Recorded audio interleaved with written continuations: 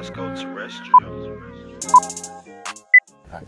What's up, world? It's LD checking in with GGTV. And we got Martez Carter here with the New Orleans Saints. Go ahead and tell us a little bit about yourself, man. Man, what's good, man? It's your boy Tez, a.k.a. crowd pleaser, titty squeezer, you feel me? You know what I'm saying? We in a place. We in a place. So look, man, tell me, what was it like growing up in Richwood and growing up in Monroe? Actually, I'm from West Monroe, man. Oh, wow. My mama ended up moving to Monroe. She had, you know what I'm saying, got engaged and things of that nature, so I ended up moving to Monroe and then going to Richwood. Man, I like Richwood. It made me who I am today. They forced me to play football. I was a basketball kid myself. Right. But yeah, man, I liked it. I met some new friends, and I'm still cool with those guys to this day. That's what's up, man. So growing up, in, like you said, in West Monroe, so how did you handle adversity growing up?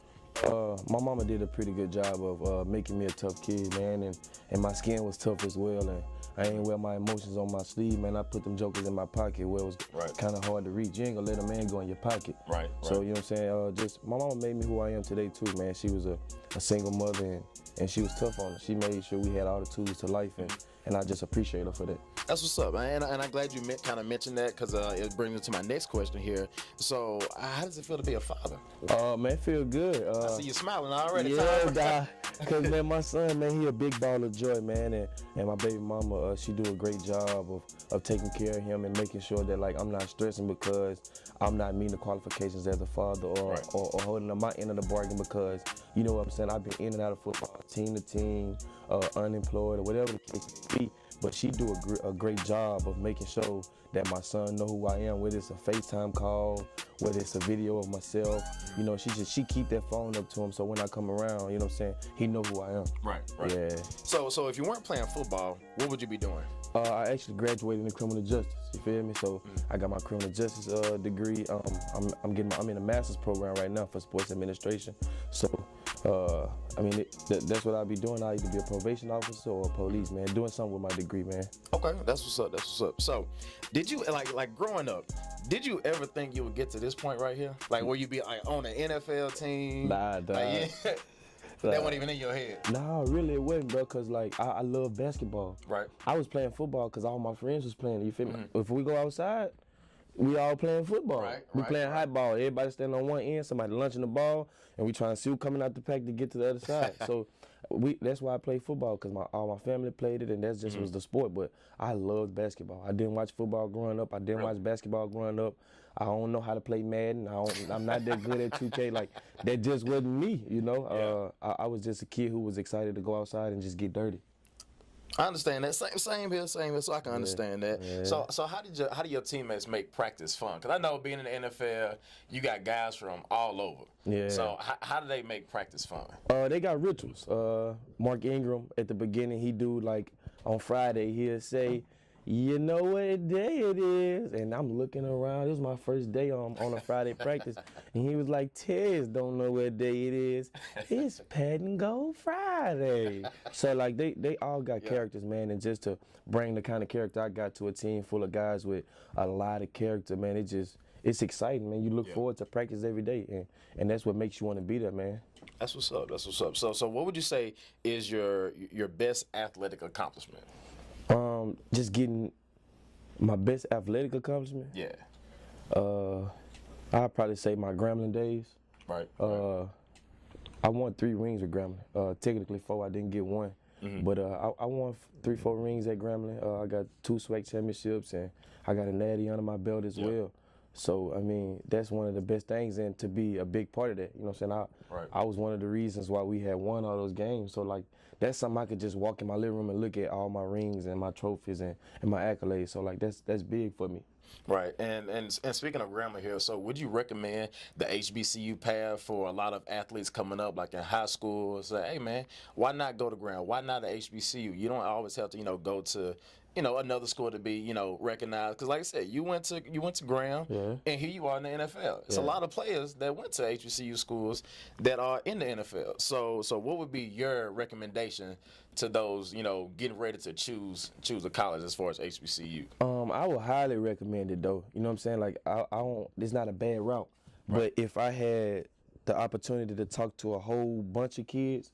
Like we get 14 less scholarships than all the other schools because we don't have the funds. You know what I'm saying? Right. We still battling right now. Some kids, like when I was here, I was on a half scholarship. At first, I had no scholarship. I played a whole year with no scholarship. Then I played the second year, and I was the best at what I was doing on a half scholarship. My third year, I got a full, and my last year, I was on a half. We don't have the funds, so I feel like if we had the funds and as much scholarships as other kids, as other programs, then we would be one of those schools that everybody would be going to, and we won't have to recommend that they come here. They would want to come here. Right. You know what I'm saying? So I recommend it, but if you got it, man, you got it. If you don't, these days you just don't. So it's really like the money aspect of it. Like I understand that. So I got a couple of random, questions here for you. So talk to me. What superhero would you say most resembles your playing style? Oh. What superhero? I only can get one. I give you two. I give you two. I'm just gonna go with one little family. Yeah, the Flash and Mr. Incredible. Cause I'm a big running back, and I got some flashes of being pretty quick at some points. I mean, I'd have been walked down in my life too, but I get out of it now. You know how to step there. I'm in trouble, but I like the Flash and Mr. Incredible though, cause hey, that's a good combo right there. Yeah, powerful, quick. I like that one too. Yeah. So I got another one. So who was your hero growing up and why? My hero growing up. Yeah, it could be anybody, family member, athlete. My mama though. My mama was my hero, bro. If I could just, how like you could daydream about something and it be so vivid. Right. Or like if you was in a movie, right, and then somebody started daydreaming and then they go to a flashback and show you like how it was really. If I could really paint that vivid picture of how much of a savage my mama used to be. My mama was a dog, boy. I'm talking about like she would do stuff that women shouldn't do as far as fighting, getting the bills paid. My mama was a cold, hard thug. She's a boss. That was tough. You know what I'm saying? 4 boys. 4? Ooh. Yeah, 4 boys. That was tough. My mama was a dog. Yeah, tough. So now you mentioned that growing up you like basketball, also, right? So do you think you could have seen yourself maybe playing like maybe in college instead of maybe my freshman year I played at Wiley College. Yeah, and then my coach left the NAIA, which I was at Wiley up the street. It's NAIA. Right. He went to Mississippi Valley, pulled my scholarship, and I ain't had nowhere to go. I was out of state. I had out of state fees. Coach Fox told me like, hey, look. If it benefits you financially, come to Graham. That's a private school. I was paying probably like $8,000 more to go to Wiley than I would be at Graham. So I walked on. He got me in school, and then we here today. But I feel like I could have played at Wiley. But if it was a different university or a bigger school, I probably would have had problems with my size and the lack of dribbling. I'm a shooter.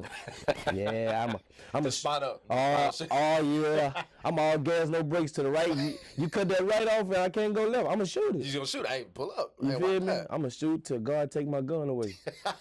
Hey, I feel you on that one, man. Look.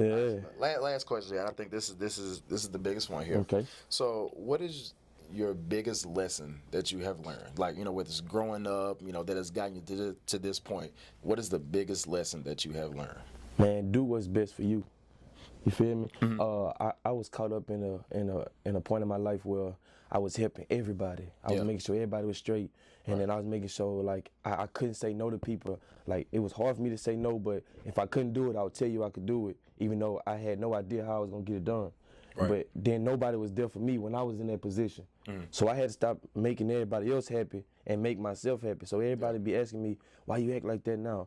Who did this to you? Man, life did that to me. But I had tore myself up so bad trying to please everybody else. And then when I was down on my butt, or when I was in a position where I couldn't, my back against the wall and I couldn't swing no more because I was tired, nobody ain't sub in or nobody ain't come and break it up. Nobody ain't give me a break. So, man, you just got to do what's best for you and make sure you straight. And then that'll put you in a position to help the people who actually want to be there for you and not, who people who genuinely there for you and not somebody who there for just because they're going to get something or benefit something in the long run. Yeah. Okay. Well, that's a hell of an answer. Real talk. I feel that because it's always good to help out, but you always need help yourself. Real talk. I feel that. You're going to need help in life no matter who you is. I don't care. Right, right. And I know I said this was the last question, but actually, as I'm watching the TV here, I see the Saints about to play. So, how does it feel to know, hey, that's my team? I'm gonna watch my boys. I was just practicing with y'all, boys. Like these my boys finna play. How does that feel? Like, damn. Man, it feel good. I wish I could be there, man. Boston's got there. That's gonna be a good reunion. You know what I'm saying? For those guys. We all in the group messages actually. Me, Kamara, Zach, Dwayne. That's crazy. All of us. Mark Ingram. All of us. We all in the group message. So we all talk a lot.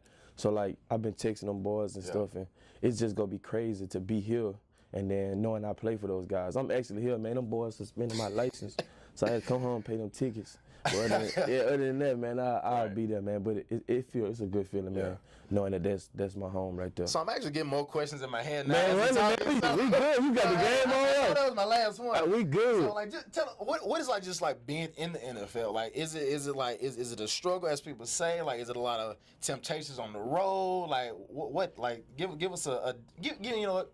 Give me the what am I trying to say? Give me the day in the life of Martez Carter. How about that? Man, they open the facility up at 6:30 in the morning. You got from 6:30 to 9 to do whatever it is you want. Hot tub, massage, treatment, whatever the case may be. Then, after that, we got a 9 o'clock meeting. Sean Payton talk for about 5 minutes, if that. Then we go to individuals. Individuals from like, we're going to do a special team meeting. Special team meeting about 20 minutes. Then we go to individuals. Individuals anywhere up to 12 o'clock. But they let you go because some people get in the hot tub before or they get in the cold tub before practice. So you get like a 45-minute grace period. Then we get on the field from 12 to about 2:30. We get a break to about 4. We got meetings at 4, and then after that we done for the rest of the day. We do that about 3-4 days out of the week, and then we travel for 2 days or whatever. You know what I'm saying? If you're at home, you just do walkthroughs on those days, don't practice. But man, you just got to understand, man, you practicing 4 days out of the week, maybe 3. That's tough. And then you get all this money to do nothing. You don't like that? If this all you had to do right here, what you doing right now, interviewing me, it's 7 days a week. This interview and stuff, you ain't breaking a sweat. Ain't doing nothing. It's got the AC on, TV. We good in here, dog. If you could do that for 7 days a week and they paid you $30,000 every week, after taxes, you would see like what you love. Yeah, you would see about 20 bands. So like, I like it. I like it. And I'm around guys who are legends, man. I catch passes from Drew Brees. That's crazy. I get to learn from Alvin Kamara if I don't know what I'm talking about. You know what I'm saying? I'm one of the guys that could help Alvin Kamara, you know what I'm saying, not take as many reps in the game. Right. So now I'm not just also learning running back. I got to learn the slot position because he do a lot. He everywhere. You know what I'm saying? So just to learn from those guys every day, get paid to do what I love, and be around a whole bunch of legends that all these kids look up to and possibly looking up to me too. Man, that's wonderful, man. It's amazing. Right, because like you said, because you putting on for West Monroe, you putting on for Graham, They said, hey, that's Martez. I want to be where he at. Yeah, it's big. It's big, dog. It's real big. That's good. So who would you say? Was there like a person when you got to NFL that you said, oh, I got to meet this person? Like, I want to shake hands with this person. I want to see him. I want to Well, Cam Newton was one of the guys. I really never thought I would be on the Saints. So, like, Cam Newton was the only person. I had a conversation with Cam when I went to prep school. I played with Deion Sanders Jr. At a prep school. In my junior year in high school, I wasn't going to get my senior year because I turned 19. You can't play while you're 19 in high school. So I dropped out, went to a prep school. It just so happened Deion Sanders didn't want to take the Florida State offer because they said he only got it because of his dad. So then after that, I mean, I was like, I met Cam there. We was sponsored by Under Armour. I saw him, and that was the first time I was like, I was starstruck. Yeah. So I really wanted to meet him and have a decent conversation with him. We had a conversation, but it was about me sagging at the game, and his grandma was there. But I never had a chance to have a decent conversation with Cam. Okay. Yeah. I'd probably starstruck too if I met Cam. What he was, 6'4", 250. I'm 5'7", 160. How you Real talk. So yeah, that was probably the only person I really wanted to meet. But meeting these other guys, I probably been wrong. I should have been wanting to meet some of the guys that I've met right now. That's what's up, man. Tough. Well, look, Martez, man, look, it was definitely a pleasure, in interviewing you here. Definitely wish you the best going forward here. Big things want to see out of you. The Saints, hopefully y'all can, make a run on to, where's the Super Bowl this year? In Atlanta. Atlanta. Oh, yeah, that's right, Atlanta. You know, gone from the Mercedes-Benz Superdome to another- Mercedes-Benz Stadium. Yeah, man. You know, hey, We I good. wanna It's see- home. I It's wanna home. see it happen. It's home. Hey, man, it was definitely a pleasure. No problem, Hey. dog. Do your thing, man.